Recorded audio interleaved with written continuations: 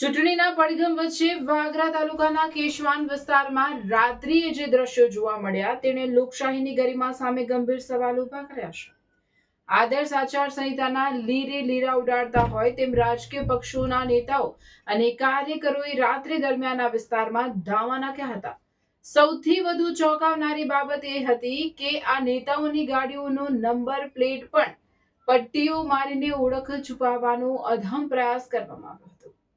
ચૂંટણીના પડઘમ વચ્ચે વાગરા તાલુકાના કેશવાન વિસ્તારમાં રાત્રિએ જે દ્રશ્યો જોવા મળ્યા તેણે લોકશાહીની ગરિમા સામે ગંભીર સવાલો ઉભા કર્યા.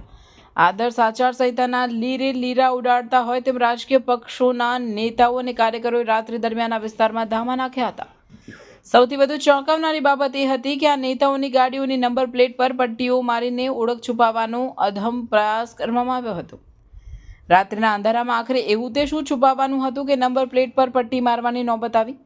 આ બાબત અત્યારે સમગ્ર પંથકમાં ચર્ચાનો વિષય બની છે. સ્થાનિક સૂત્રોમાં થતી ચર્ચાઓ મુજબ શું આ અંધારાનો લાભ લઈને મતદારોને લલચાવવા માટે રોકડ રકમનું પ્રલોભન આપવામાં આવી રહ્યું હતું કે પછી ગુજરાતમાં દારૂબંધી હોવા છતાં મતદારોને રીઝવવા માટે મદિરાની મિજબાની પીરસવામાં આવી રહી છે?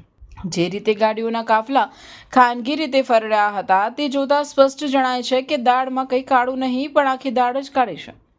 જ્યારે જનતા મોંઘવારી અને પાયાની સુવિધાઓ માટે ઝઝૂમી રહી હોય ત્યારે સત્તાના ભૂખ્યા નેતાઓ રાતના અંધકારે આવા અનૈતિક હથકંડા અપનાવે તે લોકશાહી માટે લાલબત્તી સમાન કિસ્સો છે.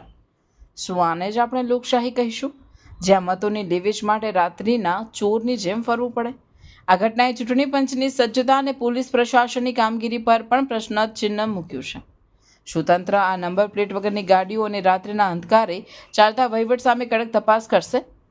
કેશવાન વિસ્તારની આ ઘટના અત્યારે તપાસનો વિષય બની છે અને જાગૃત નાગરિકો આની સામે સખત રોષ વ્યક્ત કરી રહ્યા છે.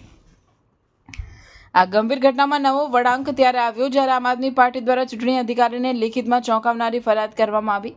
ફરિયાદમાં આ ગંભીર આક્ષેપ કરવામાં આવ્યો છે કે સાંજના સમયે મતદારોને રીઝવવા માટે સરેઆમ રૂપિયાની સાડીઓ વહેંચવામાં આવી રહી છે. એક તરફ આદર્શ આચાર સંહિતાના કડક અમલના દાવા કરવામાં આવે છે તો બીજી તરફ રાજકીય પક્ષો દ્વારા ભૌતિક પ્રલોભનો આપીને જનતાના મત ખરીદવાની આ હીન હિલચાલ લોકશાહીના પાયા હચમચાવી રહી છે. શું ચૂંટણી પંચ આ લેખિત ફરિયાદને આધારે સીસીટીવી ફૂટેજ કે પુરાવાઓની તપાસ કરી કડક કાર્યવાહી કરશે?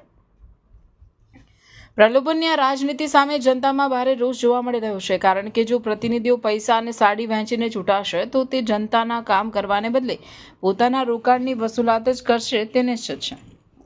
વાગરા પંથકમાં બનેલી આ ઘટના બાદ હવે સૌથી મોટો સવાલ એ ઉઠી રહ્યો છે કે શું જવાબદાર તંત્ર આ મામલે કોઈ નક્કર તપાસ હાથ ધરશે?